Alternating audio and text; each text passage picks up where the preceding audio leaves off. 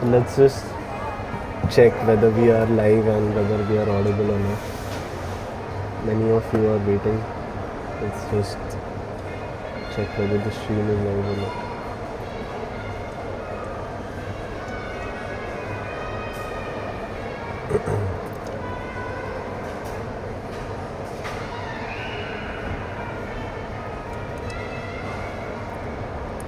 Right, I can see that currently we have gone live.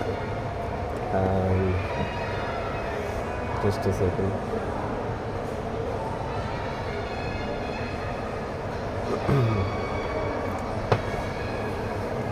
So guys, first of all, welcome to all of you. Today we are nearing the end of 2025 and hopefully it has been a good year for all of you. It has been a good year for us as well, and we have launched our verticals, that is Via Global and Dr. Global. Dr. Global was the main vertical which we were aiming for this year, and see, Via Global was our physical presence across multiple countries. That was very much needed because for the past few years we had been visible to many of the students, but they, like many people, especially the parents, I think, they were not fully confident to be able to trust into some person who is just available online. And I think, yeah, due to that, we had many students who did not follow through with us. Luckily, we are currently present in countries like India, Oman, UAE, and we are looking to expand more. And in India, we had the opportunity to open multiple channel partner offices and our own head office in Mumbai. Yeah, so that was it about the Via Global. And our main aim this year was, due to the rise of AI, we felt many students and many parents had a big problem. The big problem was, first of all, students are very confused, that we can see nowadays due to the openings of new trends, new careers, as well as there are so many options that are available. So for example, like if we look at our platform Dr. Global itself and we go on career discovery, I think we have listed out more than 380 career, but there may be more also. So let's, for example, even if we take engineering, then we have like 20-30 categories in that particular field, and the most important thing is to choose which category is right for us. So like for example, here we can see there are so many things available, and yeah, many of them are in high demand, some of them are always they will be in demand. So here is something that we want to just discuss, as the year is about to end and many students are going to take a leap in the year 2026. So the year of 2026, we want to first of all focus about what are the top career pathways for the students, and second most important thing would be to talk about what are the courses or studies that is required actually, because many young people, we have found that they may either underline the bachelor's or master's degree, or sometimes focus too much on a predicted pathway.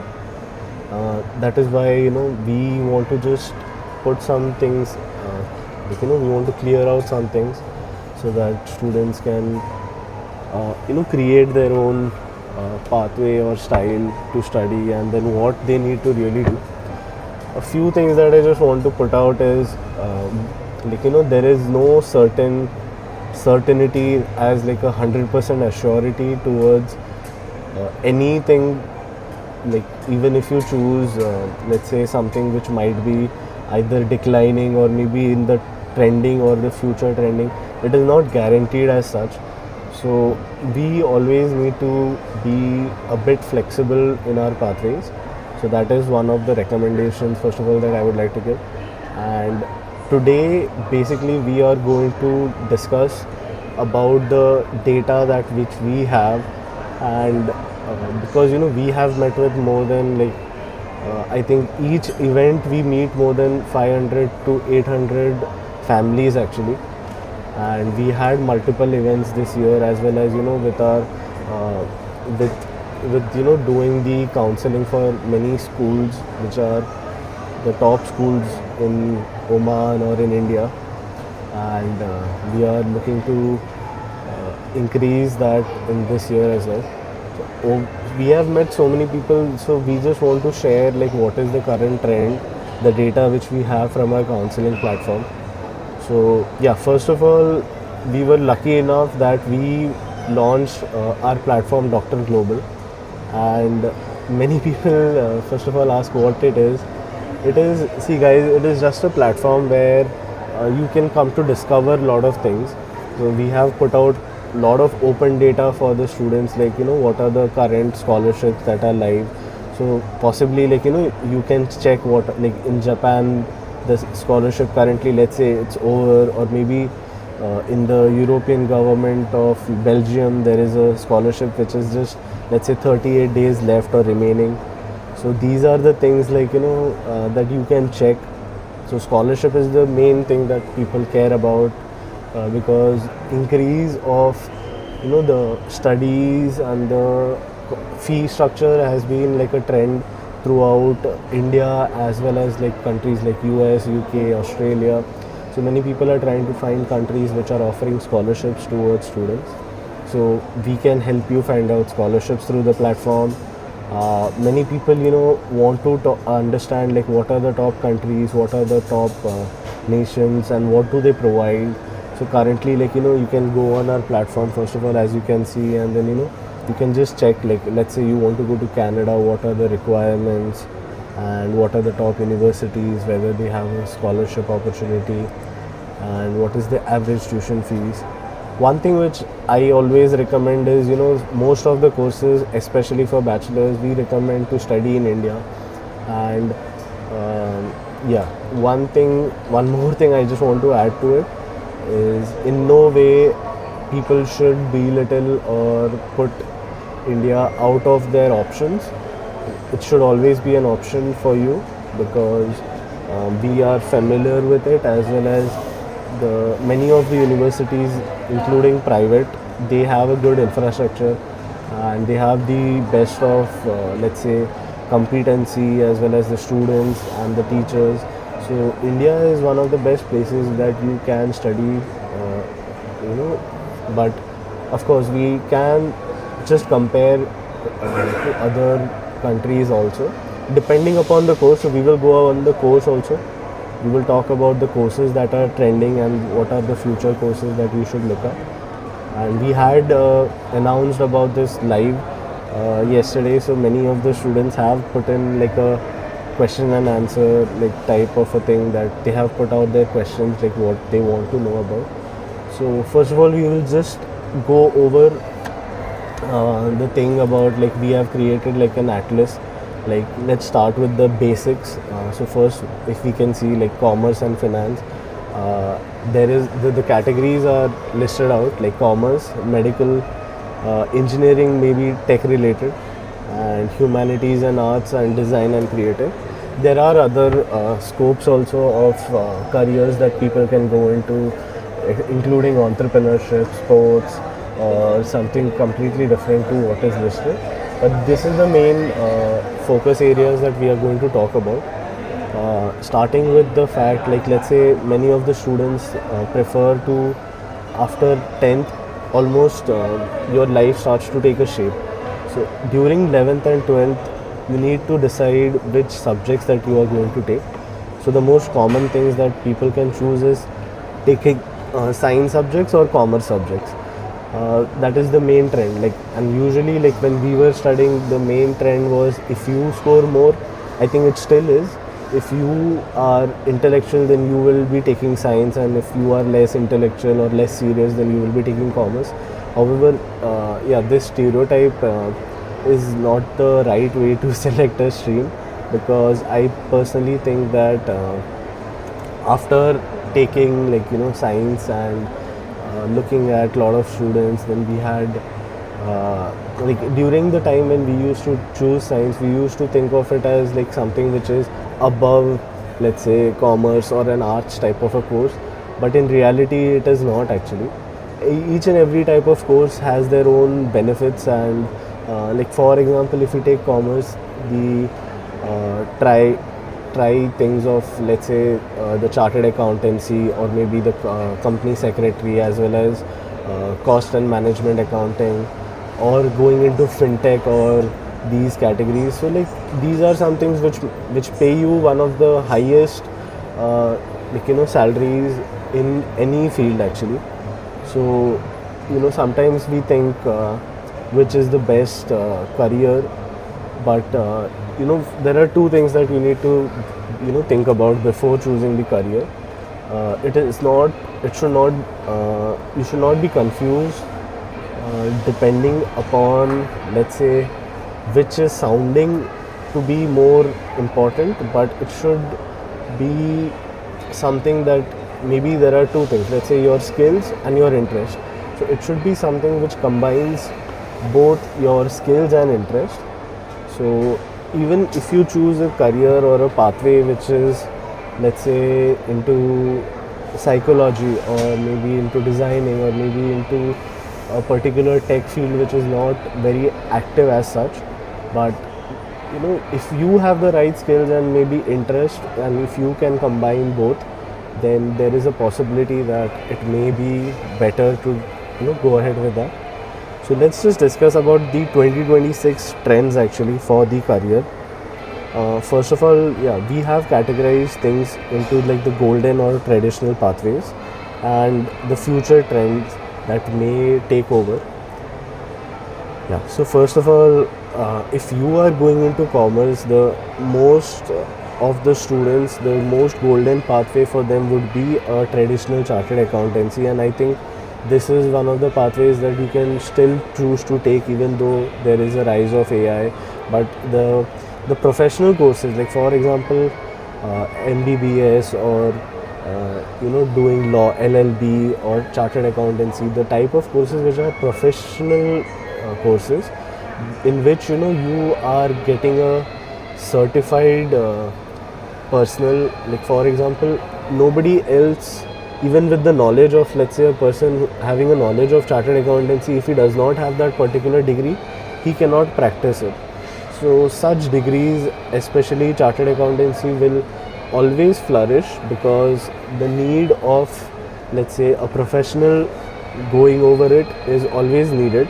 Even though AI might be able to recommend some things, but there are some limitations that even we cannot override. So for example, I can just, let's say, today check or maybe create my own bank statement and my balance sheets, and I can create all the things that are needed in the commerce, let's say chartered accountancy, but with the help of AI. But this does not mean I can file, let's say, my company's yearly returns or maybe the tax returns, because I may have the right knowledge, but I do not possess that professional degree. So chartered accountancy, I think, because the number of people who will rise from the, let's say, lower level or the lower middle class level to the upper middle class level might increase, then what will happen is many people will be required to pay taxes, and even though if they are not required to pay taxes, like the rise of, let's say, the digitization of money, people are getting notices from the ITs, and they need to always structure their money in a particular way so that they are not getting any type of, let's say, inquiries or problems. So these are some things that we need to know, that CA will be on a rise for a longer time, and it's a golden pathway to take. So what is required, first of all, if you want to do CA? And one more thing that many of the students face problem with is choosing between CA and ACCA.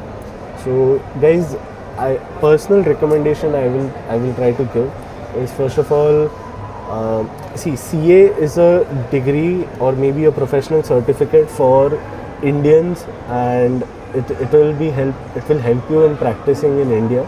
ACCA will not help you to certify things. However, yeah, you can work in the consultancies like the top four, or maybe some consultancy. Even in a chartered accountancy firm, you can definitely work if you hold an ACCA degree. But my personal recommendation is, if you are planning to go the pathway of ACCA, I recommend you choose CA as your first option, and once you clear your chartered accountancy, you are exempted from almost like 9 to 10 subjects in ACCA. You just have to give, I think, 3 subjects if you are already a CA. So you can easily hold both the things. Like, you can hold a chartered accountancy from ICAI, and you can also be an ACCA consultant. So many people think that if I have ACCA, I will be well recognized, and that advantage is definitely there, that you can be practicing in UK or maybe in European countries, and even in Middle East, many people prefer ACCA more than CA. But regardless of it, CA is also well respected, and if you are planning to, let's say, work in India or in Middle East, then CA will be a better option, so that you can practice, and it is also equally recognized. But if, let's say, you do ACCA and then you want to do CA, then the only exemption that you will get in CA will be, you will not have to give your CA foundation. So you will still have to do like the articleship, the first of all passing the CA inter, and then doing articleship, and then doing the CA final. So I think it is mostly, I think I will recommend that if you are planning to choose between both, choose CA as your first option, and then you can go forward and clear your ACCA also and hold both the degrees. In 11th and 12th, people will ask what are the subjects that are required. So it is not required, first of all, to have maths in your 11th and 12th, but it is recommended, because it will be coming, even if you are, let's say, you have subjects in chartered accountancy which are maths or statistics and probability or something related to maths. So if you are studying in 11th and 12th, I recommend you to take maths, so that you can clear your doubts and you can have their option also. However, like, if you are choosing not to take maths, it is fine. You can take commerce with applied maths or a maths. Like, nowadays we have an option which we did not have when we were studying. You can choose between 2 types of maths. One is like a very scientific type of maths, and there are levels of maths that you can choose between. So you can choose like an applied maths also. But commerce stream will be really helpful. Yeah, it does not mean that students who take PCM are not fully eligible. So there is like a way to it, that you can still apply with physics, chemistry, maths also for chartered accountancy foundational courses. And in case like any student passes, let's say, a bachelor's in any particular subject, if it's a science subject, then the cutoff is more than 50%. If it's like a commerce or a design type subject, then it is like a 60% cutoff. So if you are already going into bachelor's and you're still thinking of chartered accountancy, you can choose that also. But yeah, for many students, it does not make sense to take science and then go forward with chartered accountancy. So you can directly take commerce stream in your 11th and 12th. Without maths also is not a problem. It's not it's not a particular requirement, but it is recommended. Second thing is, there are some students who also do BCom, and then they are, along with BCom, they are pursuing CA, which is the most common thing, I think, in many of the colleges. They even have, not to say it like that, but they have proxy colleges where you are enrolled into BCom, but you are actually preparing for CA. So if you don't want to risk your career too much, this can be a pathway where you are doing BCom, so that you have a particular degree, and in case you clear your BCom, you will get an exception for the first part of the CA foundation, so you can get it exempted. That is one way to go about it. I recently met with one of my friends who completed his ACCA and he did not pursue any bachelor's. And I asked him how did he feel taking the risk without having like in back of the mind, like for example if you don't clear your chartered accountancy and you don't have a degree, so it is really tough for many students because in case the things don't work out or maybe in the 5 years 6 years you're not planning to go forward with the chartered accountancy route, then what do? You don't have any backup. But if you are particularly sure, so my friend was very sure as soon as his 10th grade was over, he was very sure that he wants to become a chartered accountant, and he pursued ACCA right after 10th and he became an ACCA luckily, and that is one of the pathways. But this is one of the safer pathways that you can choose. It's not like both of them works for the people if you know what type of a person you are. Now let's talk about the future trends in the commerce and finance. See, future trends usually is talking about fintech or quant finance. What are these type of courses? Like what are fintech type of courses? See, with the rise of digitization and AI, a lot of finance has shifted from like a traditional paper-based finance or maybe a currency-based finance to a digital version of finance, especially with the rise of things like cryptocurrencies and having digital rupee, or all the transactions currently, everything is, it's like even when we look at a stock market perspective, everything is happening in microseconds. So we have seen students who are, let's say, going into the field of high frequency trading or taking fintech as a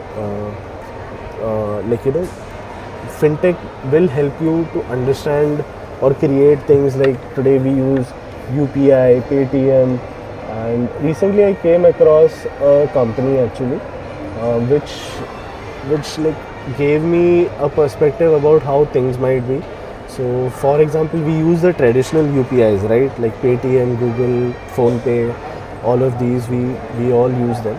But there was a practical approach which somebody found out that if you are in an area which is very highly densely populated, or maybe you are in an area currently where there are a lot of people who are doing the transaction, so that time the normal UPI fails to work more often than not.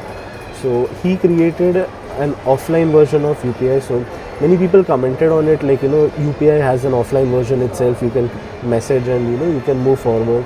But the fact was I don't think, like I have used a lot of UPI, I never used the offline messaging version of UPI because there are like 8 to 10 steps before you can 8 to 10 messages that you will have to perform to send the money to somebody else.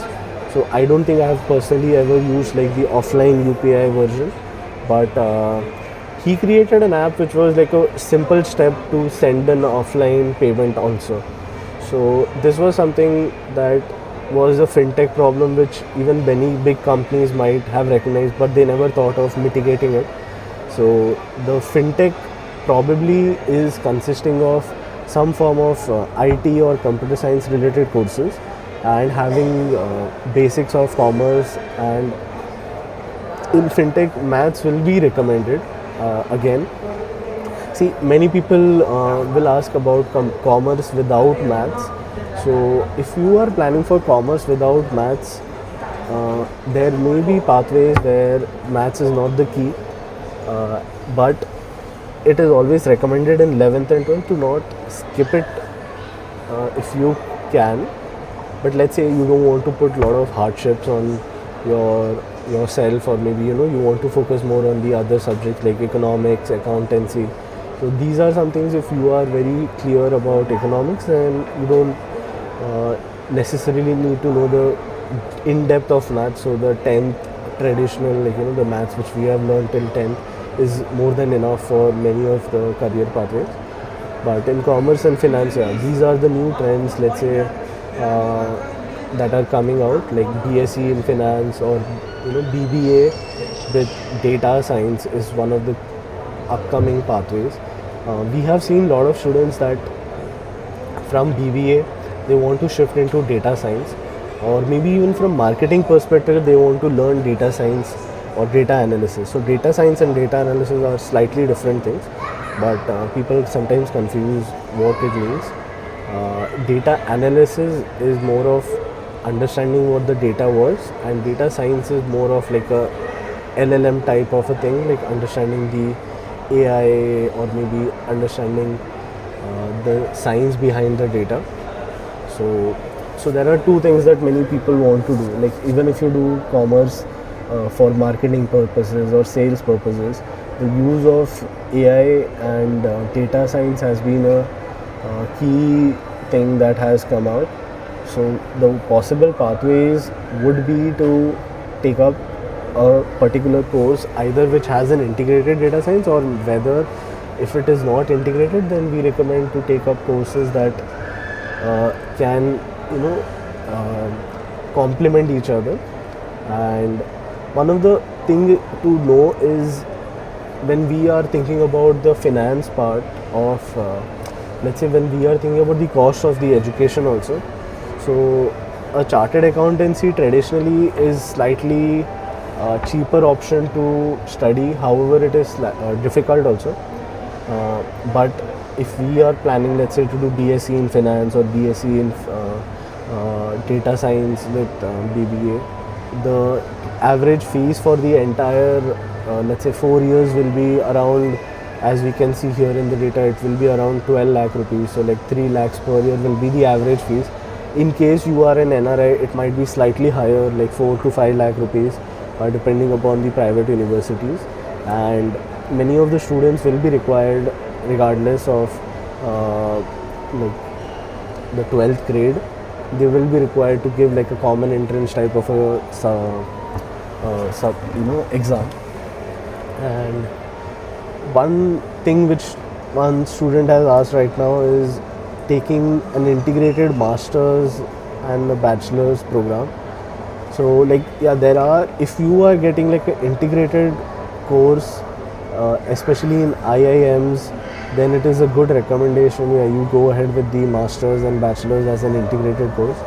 But personally, like me, I do not recommend bachelor's and master's as an integrated course, because it's a 5 to 6 year course depending upon what course it is, but mostly it is 5 years.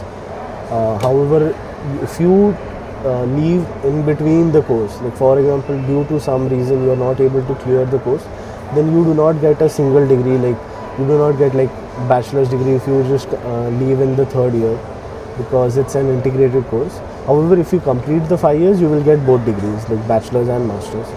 So but many students, like after bachelor's, they start to realize like what is the course that really they want to specialize in. So probably like taking the pathway of doing an integrated course, unless and until it's an IIM type of a course, it is not recommended. And in commerce and finance, I think accounting, we have discussed about it. We have discussed about the fintech and quant finance, sorry, not quantum. Yeah, so the quant finance and fintech is the possible new era of commerce and finance.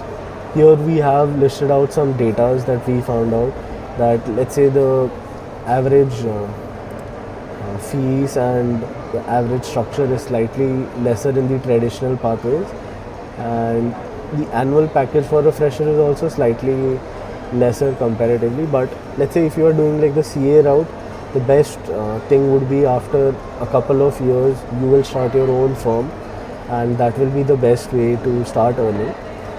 In case you choose something like a BSc finance or a tech fintech type of a thing, then maybe going into stock market broking or starting a company related to that might be more helpful. But of course, the cost of studies for the fintech is slightly higher, so the starting salary also is slightly higher. Here we have taken the higher numbers, like comparatively, for the salary annual package. Like sometimes you might say that 14 lakh is not the starting salary of a fintech person. It may be true, but we have seen in the top places, even like a Boston consultancy firm, or getting a 12 LPA is not very high if you are studying the right courses and doing like BSc and masters in finance, as we have discussed. So you can be a crypto analyst, a product manager, or an algorithm trader. Okay, let's go towards medical, which is like a noble profession which we consider, and many of the students they come to us, and parents especially, because parents either they have worked in a medical field or they have seen what the medical field really has to offer. So first of all, regardless of the fact whether you will earn highly or not, medical field is a noble field, and hopefully the people who are going into the field are having a noble, or maybe they have the idea to first of all help the people rather than just thinking of earning as the first preference. Second thing, yeah, of course, the traditional MBBA and clinical practice is always the golden pathway. In India, if you want to do a traditional MBBS, then it is required for you to first of all have PCB in your, let's say, 11th and 12th, because the exam of NEET will have those subjects. Even if you are planning to go abroad, these courses are definitely required to have, like, it's non-negotiable. So physics, chemistry, biology is required. Many students, including me, like in my 12th I had PCMB, so that left me with an option to choose between either medical field or an engineering field. I gave both the exams of JEE and the NEET. Just things to be noted for NEET is that this year, let's say for example, there were 2.5 to 2.6 lakh seats for medical students actually. 14 lakh students had given the exam. 14 lakh 80,000 I think is the ballpark of students that gave the NEET exam, and there were medical seats which were 2 lakh 60,000. However, 1 lakh 20,000 only seats were for the traditional MBBS. Other seats was for the courses like, let's say, nursing or something, not apart from the traditional MBBS. So when you look at the numbers, that there are only 1 lakh 20,000 or 1 lakh 30,000 seats for MBBS available, including like the government and private. So first of all, the government seats I estimate is around 30 to 40,000 seats, which gives us an idea that less than 10% of the students will, or maybe even less than 5% of the students will get a medical seat first of all. And if they get a medical seat, the government seat will be very, very difficult to attain. First of all, like we recommend, if you are getting a government seat in India for medical, this is one of the best pathways to go forward with. However, you might argue about the infrastructure capabilities in some places like a rural area or some government colleges which are not very, very well to do in comparatively to the private colleges, like having all the machinery or having right types of let's say environment of a big hospital, so they might not be having it. However, the number of patients and the patients that you will be checking that come to the government colleges will enable you to it will enable first of all you guys to have a more understanding of the medical field.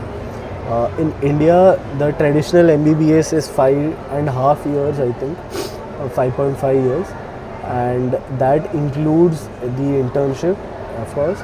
And yeah, so many students, if you are planning to, let's say, study abroad for MBBS, then there are few options that students can choose from, including I personally recommend choosing countries like Italy, or choosing countries like, let's say, Malaysia also as an option. However, like many people argue whether like what happens after you come back when you want to pursue your clinical degree. You want to become a doctor and you want to start your own clinic, or maybe you want to start practicing.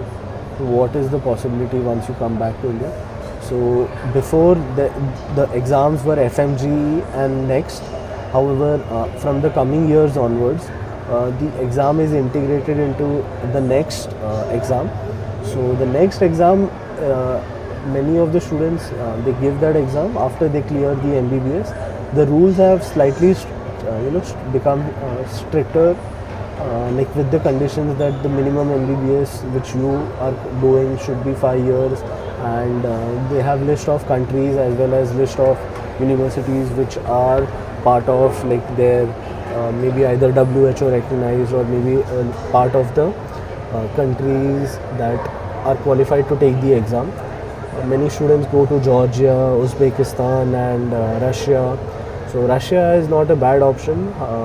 However, like even Georgia to an extent is a very good cheap option. However, if you are planning to, let's say, come to Middle East to practice, then many Georgian universities or maybe let's say countries like Uzbekistan or Kazakhstan, these universities may not be valid in a Middle Eastern country or maybe a American or a European country as well. So if it is not valid, you need to be sure which pathway that you are planning to go to for MBBS, because in case you want to practice it in a country where it is not recognized, it will be very, very difficult to obtain the license. And yeah, the trend has been in the entire world, first of all, with related to the immigration, that they are becoming tighter with the rules. So that's why they want to limit the people who are coming, and then the limiting factor becomes the degree and what you have attained during that degree and where it is attained from. That is also key. So of course, if you are going into MBBS, the best options will be in India if you are getting a government college. Private colleges, they usually have a fee structure which has like 20 lakhs to 25 lakhs on an average, I think, is the average fee structure in a private college in India. That might be slightly expensive because if you include the things like let's say a living structure in a metropolitan city like Mumbai, or maybe it's a city like Bangalore or somewhere where this living cost is very high, as well as if in case you are needed to pay a donation, it might be little more tough. If you are getting a degree and a seat based upon your merit, then definitely you should choose that. However, like till the time you get the NEET results, it might be slightly late for the countries abroad, because many of the universities abroad, they close the window for application, as well as like their entrance test happens at the similar time or maybe even before the NEET exams. So till the time you get results and you really become serious about what I really want to do, then you realize that this is not like what I had planned for. So you should always keep a backup option in your mind. And if you are planning, let's say, for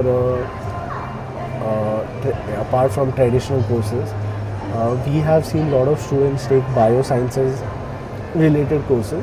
So let's talk about the future trends actually. So that future trend is related to things such as DNA and genomics, as well as biotechnology. So since the 2020 COVID pandemic, bioscience has become one of the key potential factors in the medical field, and it is the main advantage to do any biomedical science type of a course is that is first of all, there is most of the places do not require an entrance test. If you have PCB or PCM also as your subjects, many of the universities will take you in for such type of a course.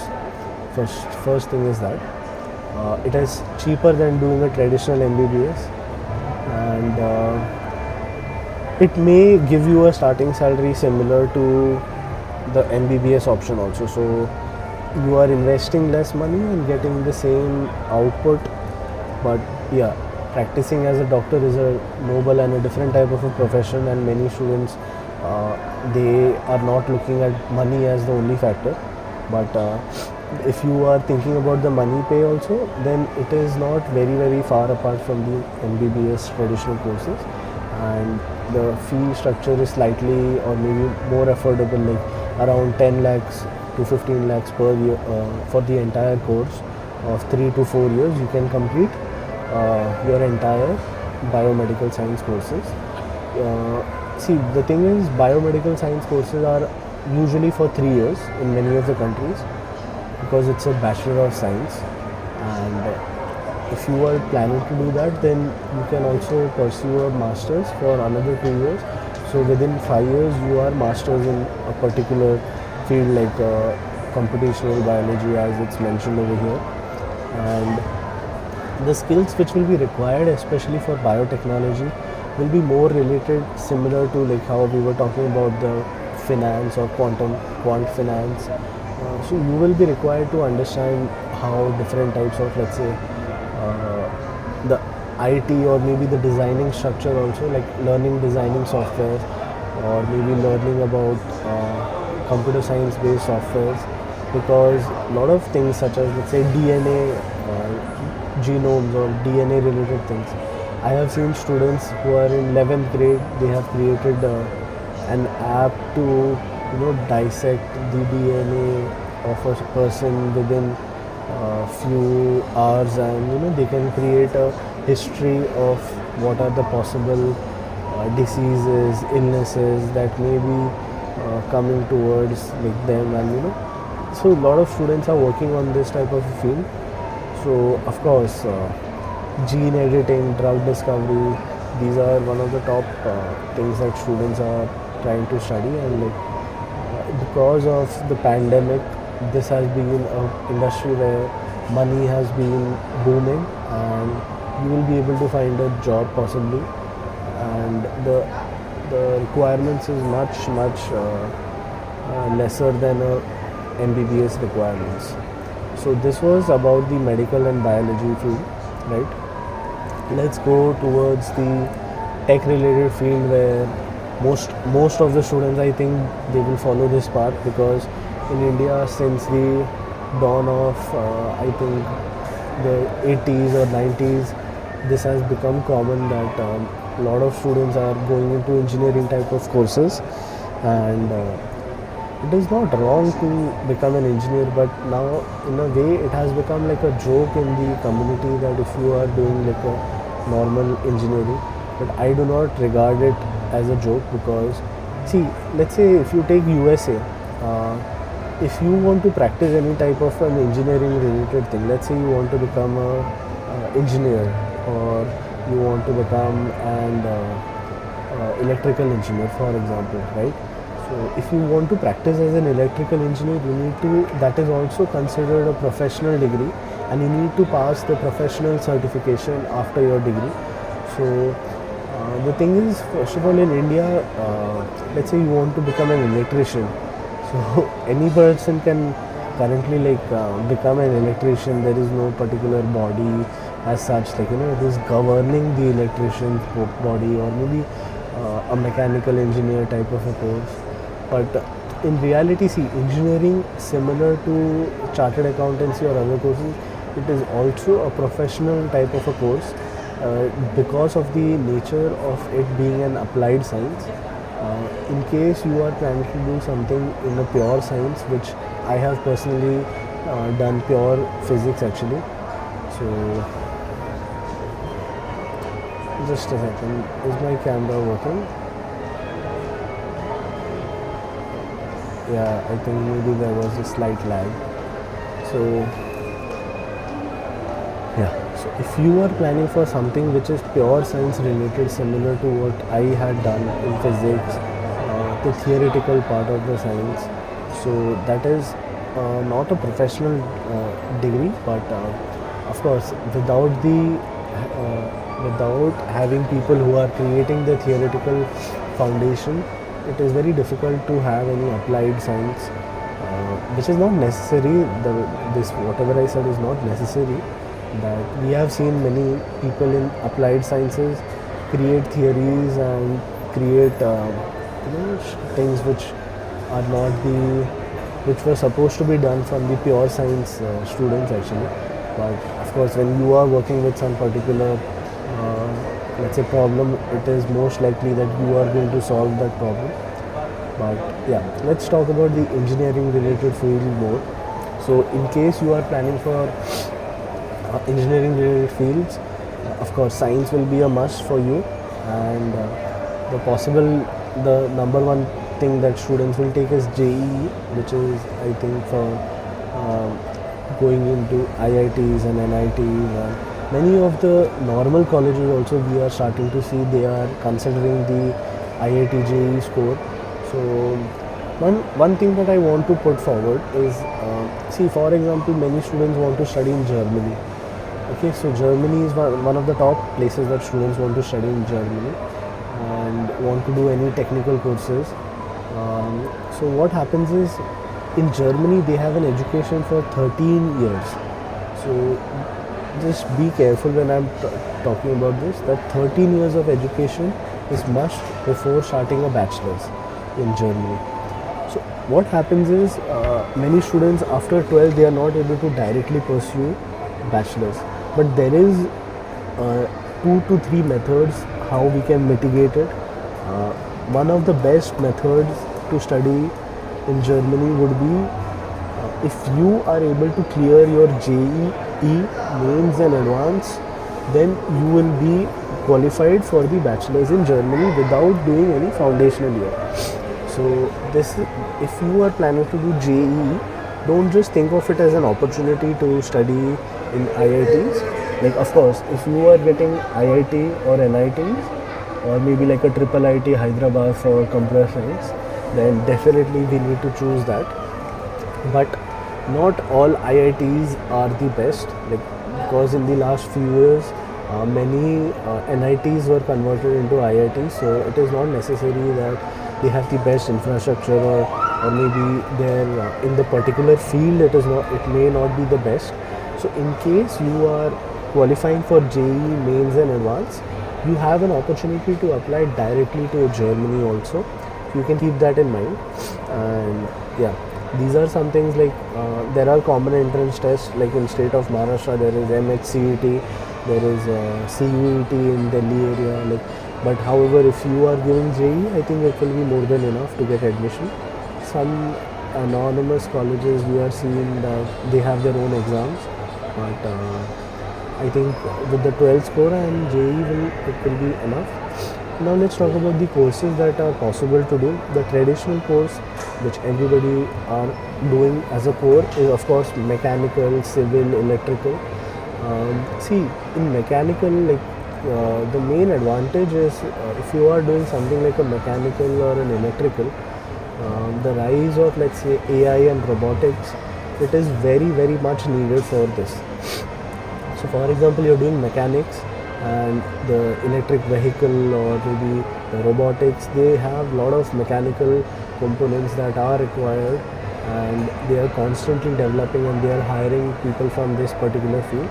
So doing mechanical and electrical is especially for students who want to get into like a semiconductor type of a thing in the masters, or maybe they want to work on the TPUs and GPUs. So electrical is one of the ways that students can work into that field. And yeah, civil is definitely, it will be helpful regardless of what the trend becomes, because a lot of places, everything which we see around us is mostly related to civil. So we need the infrastructure also. With the rise of money, in case like people start to earn more, they will start to buy more houses, they will start to move into more localities where the roads are not constructed yet properly, or maybe the advancements are happening into that particular city. So these are the traditional pathways, and the average fees in India, any private college will be around 10 to 12 lakh rupees. However, for NRIs, this is slightly tougher as a challenge that 20 to 25 lakhs also we are seeing that the fees becomes like, like from 5 lakh to 10 lakh rupees per year the fees can turn out to be. So they can look at the other options, even countries like UAE and of course US is one of the top options if you want to do engineering. But US, of course, it is very expensive.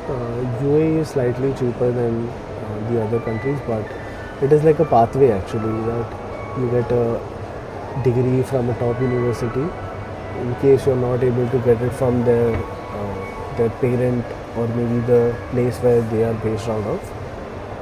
So these are one of the things that we can talk about for the engineering related courses. Let's talk about the future trends in the engineering or maybe science pathway type of a thing. So first of all, it is a lot of things are advancing in space actually, that which a lot of people are not able to recognize. So the let's say the rise of let's say things like Starlink or maybe the SpaceX having SpaceX as well as Blue Origin having reusable rockets.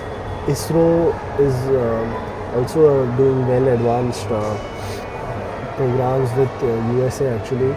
So recently they had a spaceship launch actually, one of the big space launches in the orbital. So see, there are some things that this sector is going to increase into $1 trillion multifold, like the deep tech as well as the space field.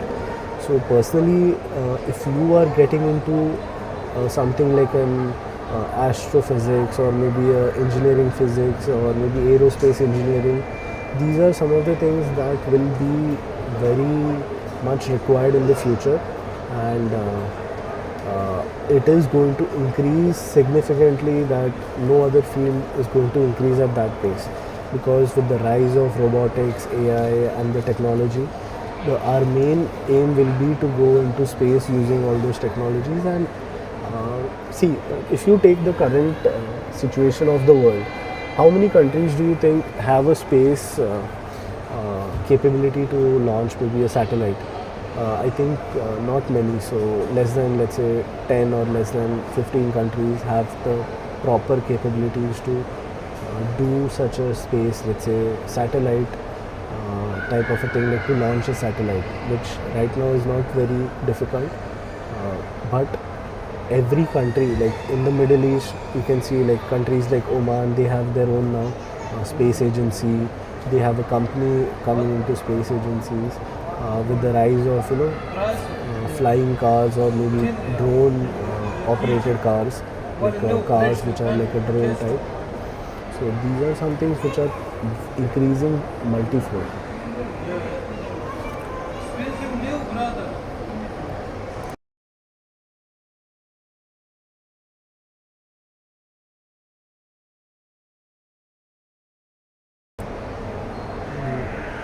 I think the input is lagging, so let's just wait for a minute or so.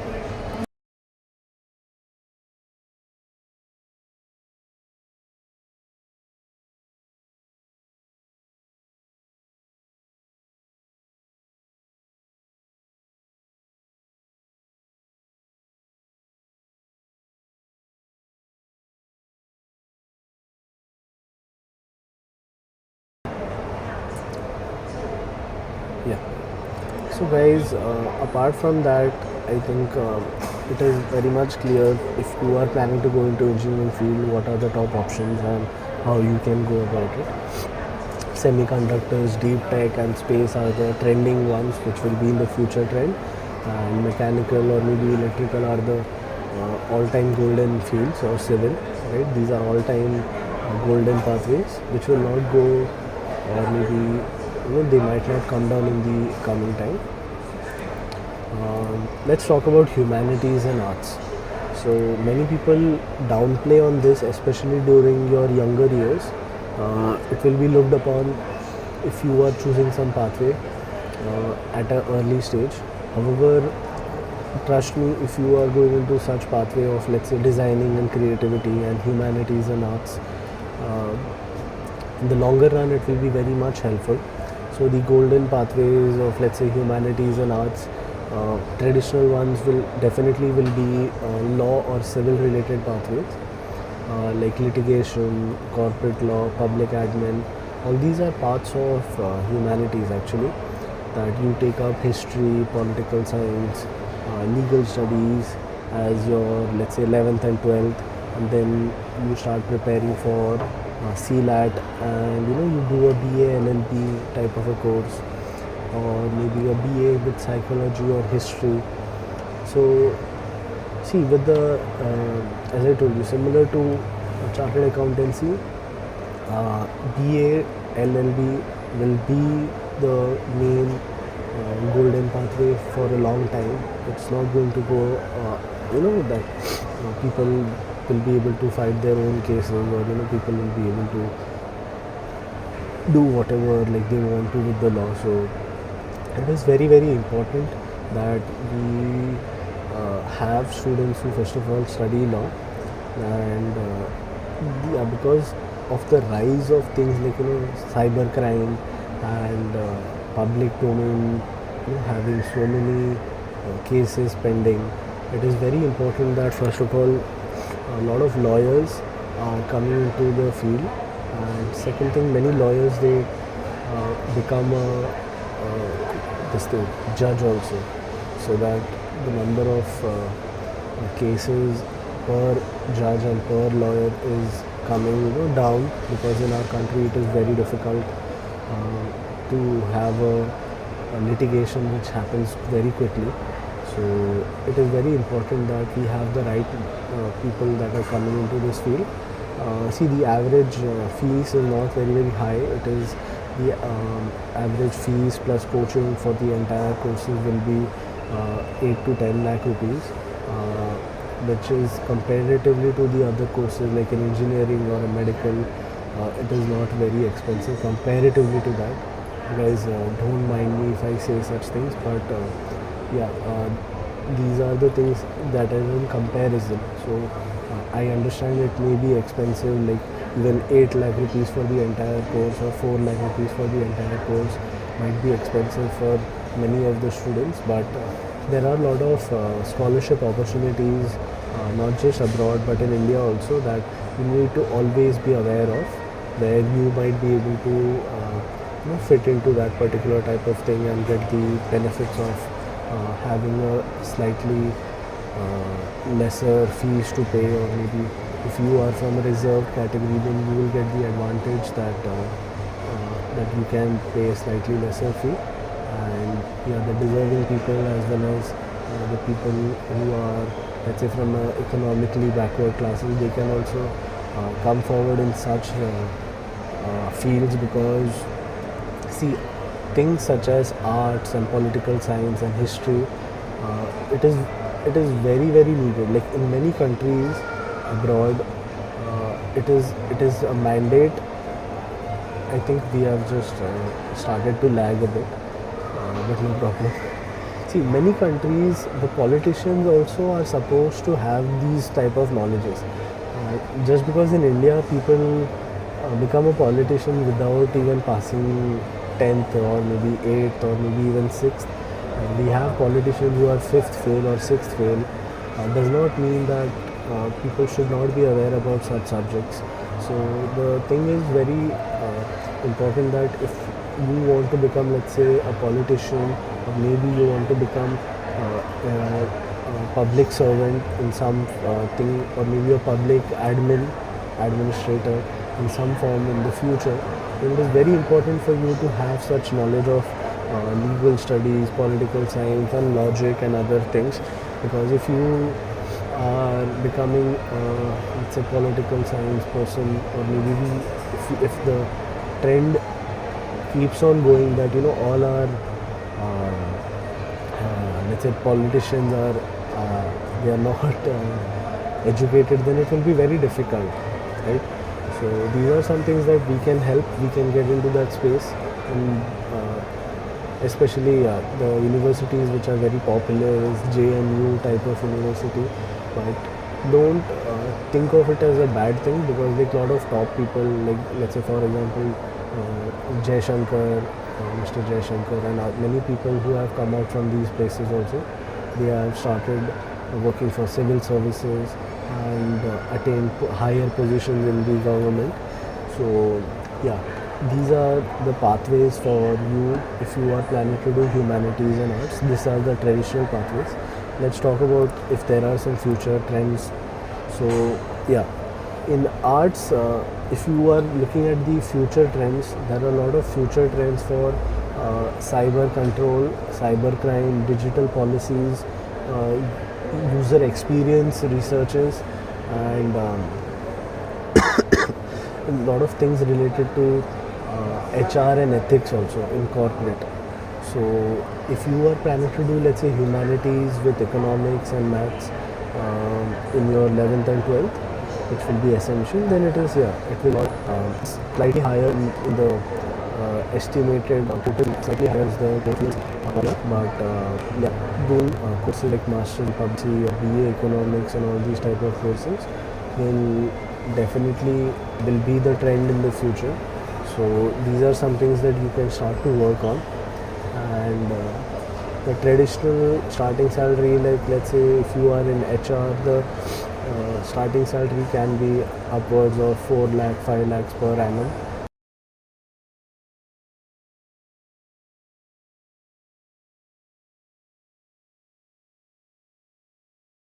And it can go up to 10 to 12 lakh rupees per annum within 2 to 3 years. And the main thing is, see, why the need of HR will not fully go away even with the rise of AI is because HR is not just there to monitor or maybe just there to hire the people in the organization. It is there to maintain the human value in the company.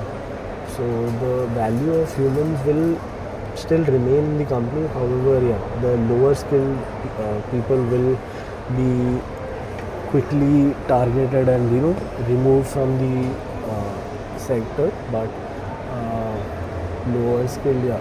But apart from that, the HR resources will still be needed because of the rise of lot of people are facing problems that maybe some mental problems or maybe emotional problems or maybe some psychological problems even while working. So it is very important that the right people choose the HR subject and they help the organization grow. And but many times it is seen that everybody they are taunting the HR that they are not there for the benefit of the actual resources, which are the human resources. They are doing only things such as creating, let's say, just having a secret Santa type of an event or something like that. So, see, you need to first of all not take the fun out of such things which happen in corporate. However, yeah, a lot of HRs also need to improve on their skills and understand what the person really wants. And the main thing, anybody in the industry or in anybody in the corporate field, the main thing they want is recognition and deserved pay for their work actually. So if they are working, let's say, X amount and they are generating X amount for the company, they deserve that salary hike or maybe beating the inflation and having the incentives, having the bonuses. So it is very important for HRs to create such policies and also create policies so that people can take emergency breaks, emergency leaves, and they are not all the time stressed about the work. And the policies of HR is very important because see, every corporate is trying to squeeze money out of not just the customers but also from their employees, so which is not fully right. The customer maybe he may come back to you, he may not come back to you, but the employee which is there with you 24/7, it is very important for you to take care of him. So it is very important to first of all understand the history, the politics, and working on such type of fields where you can play importance. And yeah, the trends will be to create digital policies also.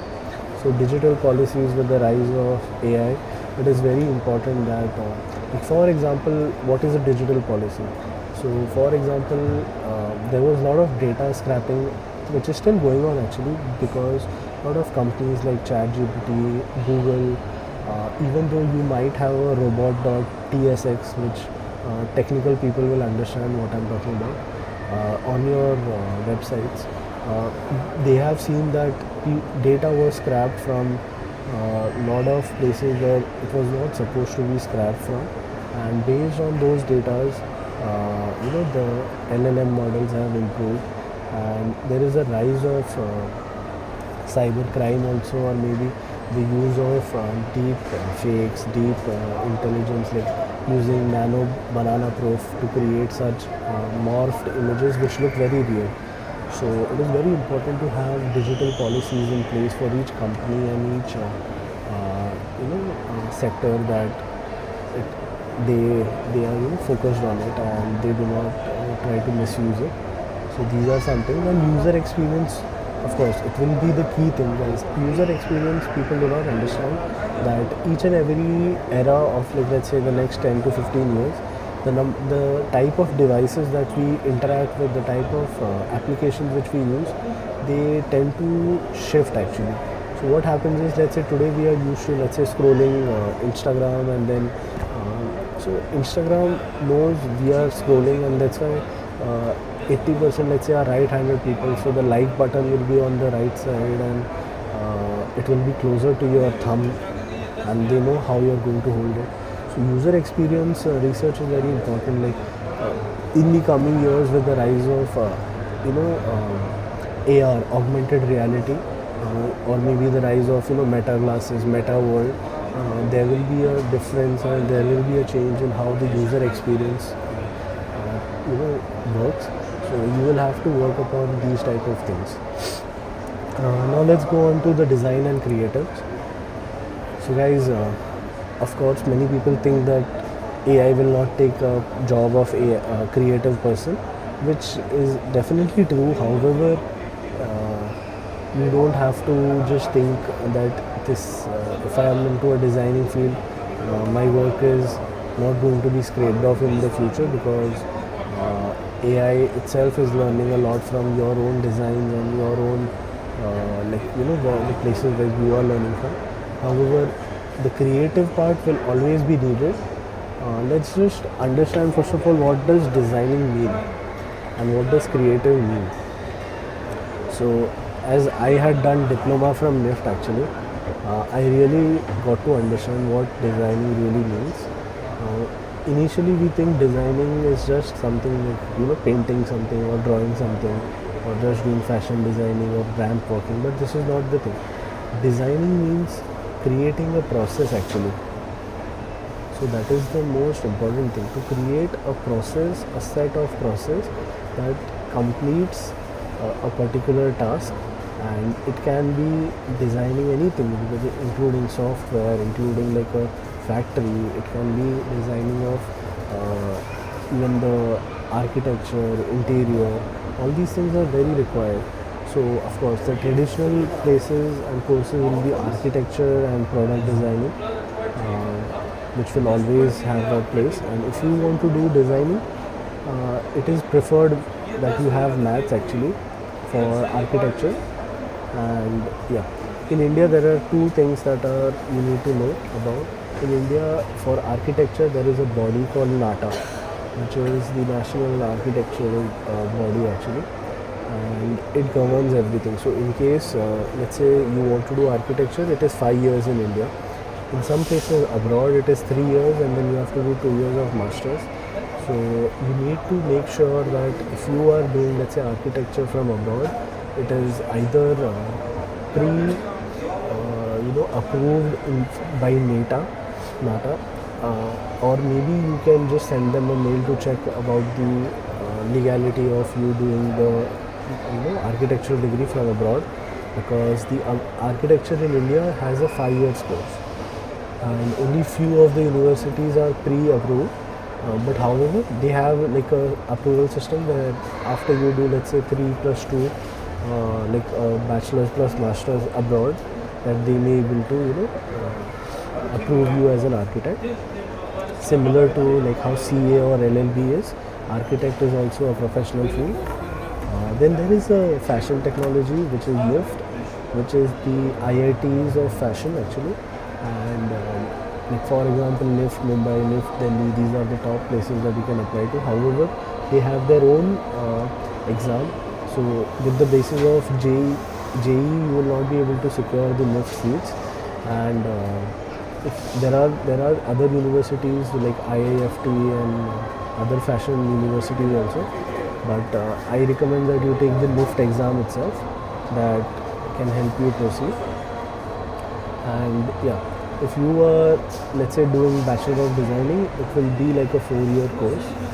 And the most important thing is to create a strong portfolio for this type of a field, because designing and creative requires a strong portfolio actually.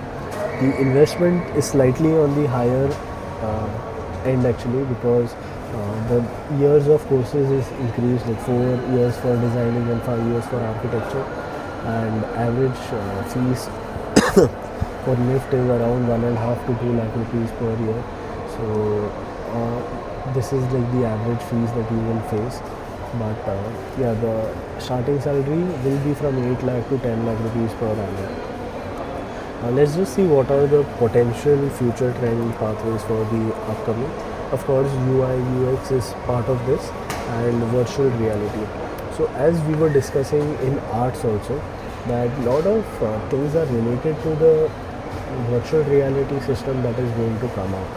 So Meta had been working a lot and invested a lot on this particular field, even though it has not become a trend as of yet. But this is going to become a trend in the future. Apple also had tried to create the AR glasses. Samsung has recently created an AR glass. Meta has come out with AR goggles.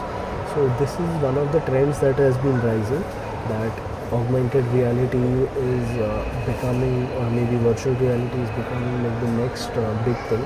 So this is very important that we start working on the designing aspects, the interface and the experience aspects also. So with this similar pathway, you can follow that. So guys, basically today we discussed about all the different pathways. If you require this particular report, kindly DM below, and we will send you the report for the 2026 Career Atlas. So just DM Career Atlas below, and you can also visit our platform drglobal.com. So the thing is with drglobal.com, what is right pathway for you, you don't have to just go upon and just choose a particular pathway. What you can do is, I will show you guys just a second. So what we can do is, there is something called like a psychometric assessment, and we have created one of the top psychometric assessments. And how does it work? So basically what it does is, you can understand about your interest profile, your personality profile, your mindset, your work values, your cognitive reasoning, your career clusters mapping. And there are so many scientific methods to finalize which course is right for you, which pathway is right for you. With the rise of the sector with having 300 plus career pathways, it is very difficult for students who are young to finalize what they want to do. So I recommend you, this is not very expensive also, and for many of the students we have launched a free program also. In case you want to find something, just go on our platform and you can just WhatsApp us directly from here. I want to book a counseling session, and we will help you out to get like a detailed report about career counseling. And why this is important, this is just like a half an hour to 1 hour test, and based upon this test we can tell you in detail with scientific methods that what is the right pathway. And it is, if you talk about accuracy, I will say 70 to 75%, is the base accuracy on up to 80-85% if you are being very honest while answering the questions. See, always it is recommended that you should see, career is something that you cannot just. It is not something that you will take a decision and then start thinking about it, because it's a very serious thing for all of us. So it is very important that all of us can pay attention and work on how we want to move our career, and you guys can connect with us and we can help you find the multiple career pathways, what are the different study options and what are the top countries. And we will have another live session probably this week, where we will discuss more about let's say what are the countries immigration trends and what are the possibilities of universities, which are the top universities. Today we have discussed about the careers that students should take, but yeah, we will discuss more about countries and migration, or maybe if you want to study in India, what are the possibilities and which are the universities that are offering the best courses in which field. So these are some things that we will start to discuss in the next live. Do comment below what you liked about this video and what you would like us to improve. Also, I request you all that we have worked a lot on our platform, so just go and become a critic for us, that you can go explore and tell what is working for you, what is not working for you, and what you learn from these type of assessment reports. In case you are not able to, this test is very minimal. It is less than 1000 rupees also, and in case you are not able to afford it, we can help you out with our scholarship programs and partnerships to help you get a free test also. So just comment below and connect with our counselors so that we can help you out. We really have the key focus to create clarity in this field. Actually, it is the most important thing that the youth of India has a clear view on the future, and they are taking decisions based upon scientific and data-driven trends as well as data-driven reports. So this is something that we work on, and we are one of the key drivers in this segment. So if you want to connect with us, do WhatsApp us, do send us a text, and do comment and like our channel so that we can help you guys more. So guys, thank you and have a wonderful week, and we will go towards the year 2026 with a focused and a more discovered route for all of us. And yeah, take care guys.